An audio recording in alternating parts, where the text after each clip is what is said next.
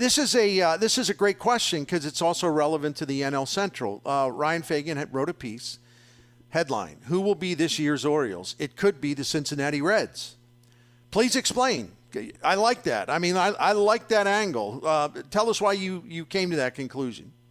I tell you what, it feels like every year there's one team that surprises us, right? And everybody looked at the Orioles in 22 and said, hey, they're a great story. They had been sub-60 wins. All of a sudden they're around 500. That's cool. That's going to be maybe their new normal. It's too bad they play in the AL Central because they're not going to be able to compete with the big boys. And then they started winning last year, and they kept winning. And you see the guys like Gunnar Henderson really come into his own, and Adley Rutschman become one of the best catchers in the American League. And you start to see, you know what, maybe this isn't a fluke. Maybe they really have this talent, and they built this talent through the draft, through trades, and they got all these guys, and all of a sudden they're here, and there's more on the way. So you start to kind of look at what made the Orioles successful last year and then kind of expand that. And like, who has that type of framework in place? And I'll tell you what, there are a lot of similarities with the Reds this year and the Orioles last year. Now, going from 80-ish wins to 100-ish wins is tough. It's not easy. So I'm not saying they're going to do that, but I think if you're looking at the teams that are best positioned to do that, I mean, the Reds had so many guys come up last year as rookies and contribute and be impact guys. Everybody talked about Ellie De La Cruz, and with good reason, but Spencer Steer hit 20-plus homers as a rookie. Matt McClain was the best rookie of that group. They had so many guys contribute, and they still had a ton of injury issues, especially with the young pitching. So, I mean, if these young pitchers stay healthy and the guys have great sophomore seasons, you could see in a very winnable division. I mean, look, I'll say it this way. If any team's going to win the NL Central by 10-plus games, it's going to be Cincinnati because they're the ones that have that top-level sort of talent in the mix for 24. And it is interesting because they have. I'm pardon the cliche. I don't know else what to call it, but Nick Lodolo is going to be activated off the IL early in the season. He's a terrific talent. He just can't stay healthy. Hunter Green's an exceptional talent. He hasn't quite yet put everything together, as we alluded to there, but. If Lodolo can stay healthy, I know it's if Lodolo can stay healthy, and if this is the year where Green just has that season where you're like, yeah, that's the guy they drafted, and this is what they hope for. They have what appears to be really good starting pitching depth, but if they can get really strong performances at the top of the rotation, I mean, I'm not sure what exactly would hold them back. I mean, where do you see them as perhaps being weak? Is their defense good enough? They did upgrade the bullpen. Is that going to be good enough? Like if you were a Reds fan, let's say, or a Reds media person, what would you identify as concerns? Well, there are a lot of ifs, right? I mean, they had a lot of guys get hurt last year, and some of them are injuries that you think maybe that could linger. So there's that aspect. There's also, we see a lot of guys, and you've seen it over the years. Guys have strong rookie campaigns, and then the league kind of figures them out, and they're never quite as good as they were that first year in the big. So, that's an issue that could happen, and it happens, and sometimes that's really hard to figure out why it happens. But, that could be a thing. But when you're talking about talent, because, you mentioned Hunter Green, and I'm convinced he's a guy that every single year that he doesn't win a Cy Young, I'm going to pick him to win the Cy Young the next year. Right? That's how good he is. That's the talent level he has. And in talking to him, that's how smart he is, right? He understands the issues that he's had. He's consistently working on them. And when he puts his stuff together and he's throwing strikes and he's trusting that slider, and he's working the sides of the plate, he's really hard to hit. I mean, he's had a couple of starts of at least 6 innings and 0 hits in the past 2 seasons. Like, that's hard to do. And he gets swings and misses. And even a guy like Brandon Williamson. I mean, Brandon Williamson, as a rookie last year, went through a 2-month stretch where he had an ERA of like 3.15 or something like that, and nobody noticed. Andrew Abbott came up last year, and he couldn't be beat in his first dozen or so starts. So, I mean, and those are the guys battling for the number 5 spot. And I know Reds fans want him to go out and sign some big-name pitchers, but, I think Frankie Montas could be a really big addition. Nick Martinez is a really unsung addition because he's a guy that can start. That's what he wants to do. He wants to start, right? But if he needs to go into the bullpen and kind of shore up that, he can do that. So, I thought they made some smart moves. Obviously losing Noel V. Marte is a blow, right? They were counting on him to have a big sophomore season, playing a lot of third base. So with him out, that's an issue. But, they signed John Mark Candelario. They've got Jonathan India. Matt McClain can play multiple positions. Dela Cruz can play multiple positions. Spencer Steer can play first base. He can play in the outfield. So they've got a lot of versatility there. And I think that's one of the things that's one of the reasons I feel like that roster is built to withstand a couple of hiccups, right? The question is how many are there going to be? And when you're counting on a young roster being a consistent roster, I think that's sometimes where if you're looking for things to say, this could be the problem, that could be one of them. Yeah, no doubt about it. Since we're talking about the NL Central, I don't mean to write off the Brewers prematurely, but the more we all look at the Central and the shape of things, because I agree. That's why I wanted to talk to you about the Reds, because I think I'm not sure why they get sort of left out of the discussion a lot of times. So if the Reds don't have that, here they come, they've arrived. If they don't have that kind of season, do you like the Cubs to win the Central or the Cardinals? I like the first team to get to 88 wins. If That's a good answer. A 97-win team. And I think, the Cubs are certainly capable of doing that. Getting Cody Bellinger back in the fold and getting Cody Bellinger back in the fold for that contract number, not a $250 million deal, or whatever he wanted, which I thought would have been way too much for a guy that's been as inconsistent as he has been. I thought that was a good move for them. The Cardinals could be there too, right? They need a lot of things to go right. The spring hasn't been exactly the spring that they had hoped to have, but they're still in good position, I think. I don't see as many things that went wrong last year. I don't think that'll happen again this year, but again, who knows? But yeah, those two teams, Milwaukee's not going to be bad. Right? I mean, I think going out and getting a guy like Rhys Hoskins was exactly what they needed. They needed a guy who had a little bit of power, who could be a leader in that clubhouse. Even though, I was around that Phillies team a decent amount in the postseason last year, and even though he wasn't the guy that was contributing, he was still, in that he was a presence in the clubhouse, in the in the dugout.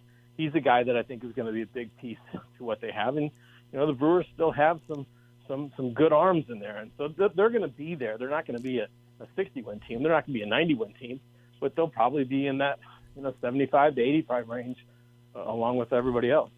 Yeah, and they and plus their youth movement could pay off maybe sooner than expected with Churio going to be on the opening day roster. He's a very exciting talent. I mean, I can't wait to watch him play. And then they're experimenting with Sal Frelick at third base, and he's handling it okay. But they've got all kinds of good young talent on the way, and some of it, it's been arriving, but more of it's going to arrive this year. So that's really interesting. Do you think, I asked, our guest is our good friend Ryan Fagan from The Analyst, and go to theanalyst.com and follow him on X at his name, at Ryan Fagan. At the top of the show, I was talking about the Blake Snell signing and noting how the Cardinals made their moves early in terms of firming up their starting pitching. And other teams eventually did that too. We see the Padres trade for Dylan Cease. We see Blake Snell now signing with the Giants.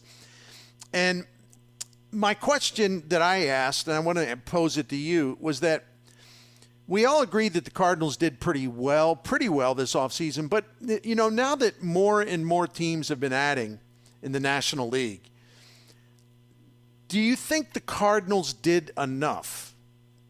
What's your opinion on that?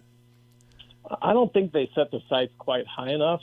I think they thought, they looked at it and said, we need to add X number of arms. And Right. how do we do that quickly? How do we do that efficiently? And how do we still get good pitchers? It's not like they added bad pitchers, right? But they said, these are the guys we want. We're going to go out and get them right away. We're going to address the innings. We're going to address, hopefully the clubhouse, although that's always a weird dynamic. You can never 100% go out and get clubhouse glue. That just doesn't work that way. But, Right. they had these targets, so they went out and got them. And they went out and got them for reasonable numbers. And maybe that'll be enough. I mean, it might be.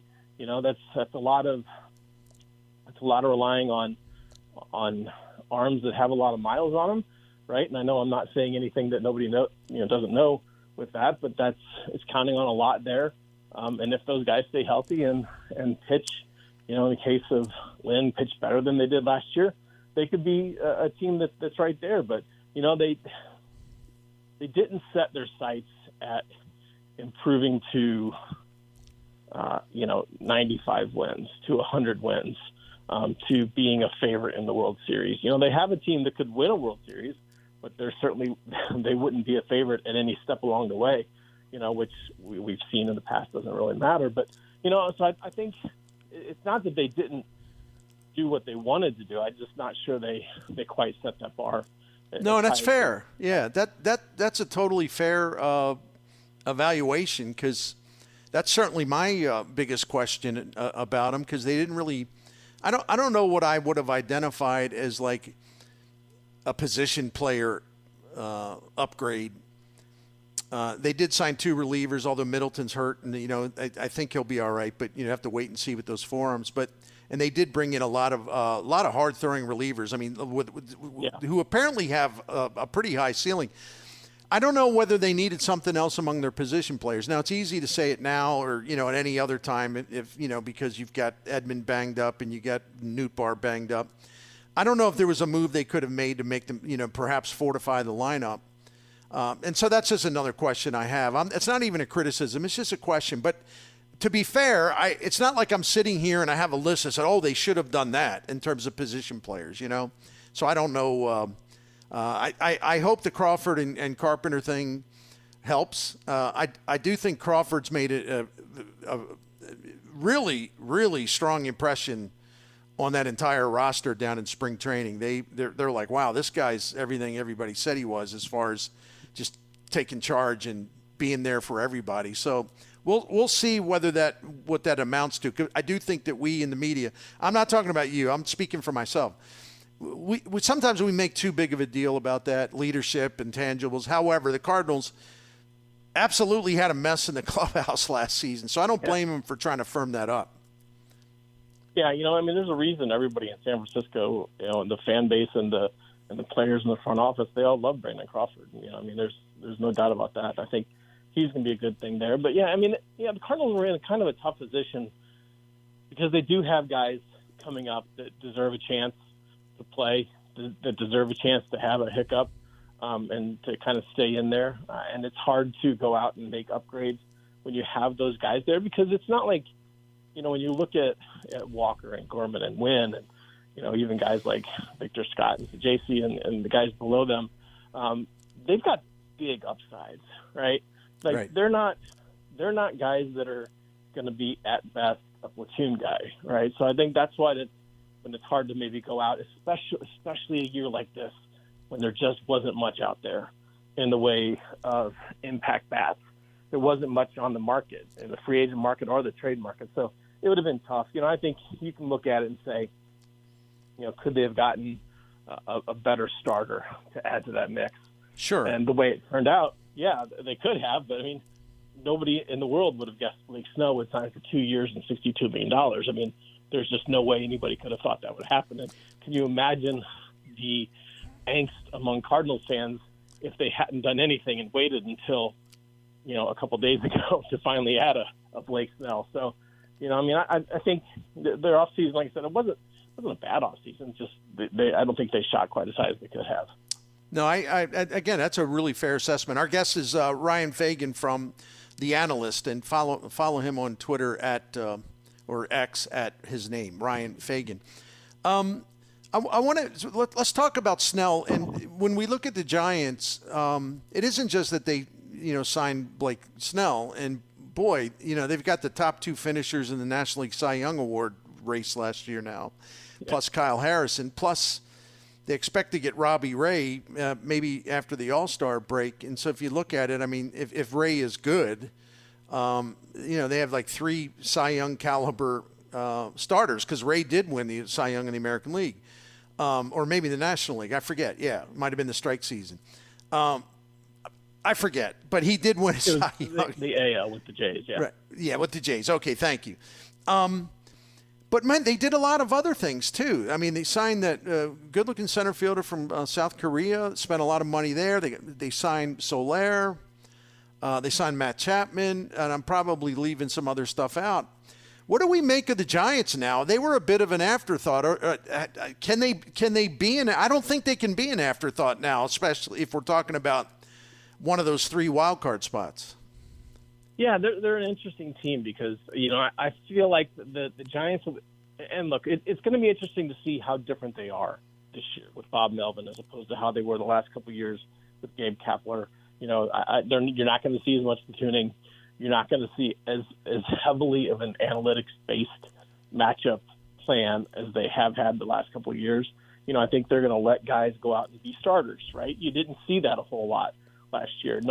You weren't going to have 4 guys, 5 guys plan to start 155 games in a year. It just wasn't how they operated. I think it's going to be a little bit different this year, and so we'll see how these players react. I mean, they got a good young catcher in Patrick Bailey. How does, now that he's had some MLB time under his belt, how does he produce offensively? Casey Schmidt's another guy. We'll see how he does. They're a team that they're in that mix, right? I think they're still pretty clearly, obviously, below the Dodgers. I still think they're below the Diamondbacks. And then if you're talking about a wild card spot, then the NL East is pretty good with a couple of teams over there. So, yeah, we'll see. I think they're going to be in that mix. I think there's a lot of teams. We talked about this with the NL Central. There's a lot of teams that you look at that could win between 80 and 88 games this year, right? I think you're going to see at the end of the year, you're going to see a lot of teams in those wild card conversations because there's going to be a lot of kind of choked up at that number. So, I think if you would have asked me 2 months ago, are the Giants in that conversation? I said, they're probably a little bit behind that. But, now I think with adding Chapman and with adding Blake Snell, and Blake Snell who's very motivated to prove that he is better than what the free agent market provided to him, I think they're certainly in that conversation. Ryan Fagan, do you have one more baseball question? It's not easy to try to handicap where Jordan Montgomery will end up. I mean, I'm assuming it's going to be a Snell-type deal, but you never know. But where do you see a likely landing spot or two? I first thought about Houston because they were pursuing Snell, but on Twitter, Jim Bowden, we can trust him, and others were saying, well, they're not going to pivot to him. I don't know. Where does Jordan Montgomery end up? It's just so strange that he's that he's still sitting out there. He's like the last one standing. Yeah, it's weird because he's like kind of the anti-Blake Snell, right? Whereas Snell is this guy with a high upside, but you're only going to get, at least the perception, this 5 to 6 innings. Montgomery is this horse, right? He's a guy who was great and then even better in the postseason. The Rangers probably don't win the World Series without Jordan Montgomery doing the things that he did. Usually those are guys that get snapped up right away. So, I agree with you. I think the Astros are probably still in that mix. They see what the Rangers did and kind of how the momentum has shifted a little bit in that division. They're probably in there. I mean, he's still – look, the fans in Boston are going to revolt if they don't sign Jordan Montgomery. Right. If they don't give him everything he wants or, just even a $85 million 2-year contract with an opt-out after. I mean, give an opt-out after July. Who cares, right? Just get him in the fold. So, there are teams like that, but it could also be a team that we don't see coming. I don't think anyone really expected the Padres to be the team that traded for Dylan Cease, and then that happened. So I think there's still the potential of a lot of GMs around the league saying, okay, well, we couldn't offer Jordan Montgomery $220 million.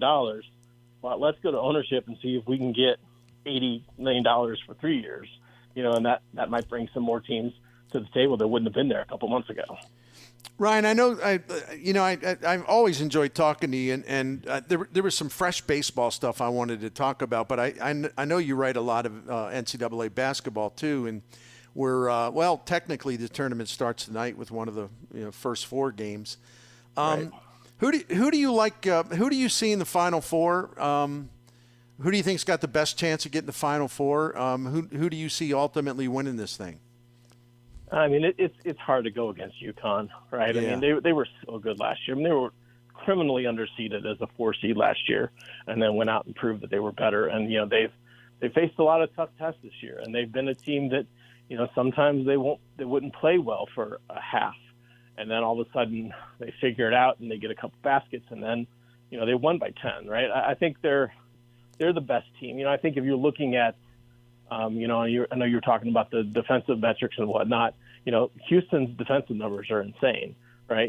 But they are every year, and sometimes they have hiccups too. So, a lot of times when you look at on per possession basis, like whether it's the tracker ratings that Opta has or the Ken Palm ratings that everybody looks at, the teams that win championships can play defense, right? And Houston can play defense.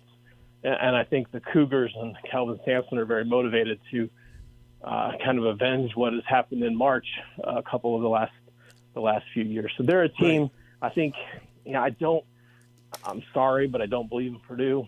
I just don't. And when we're talking about a national title contender, I think when you look at that bracket, I think Creighton is very good.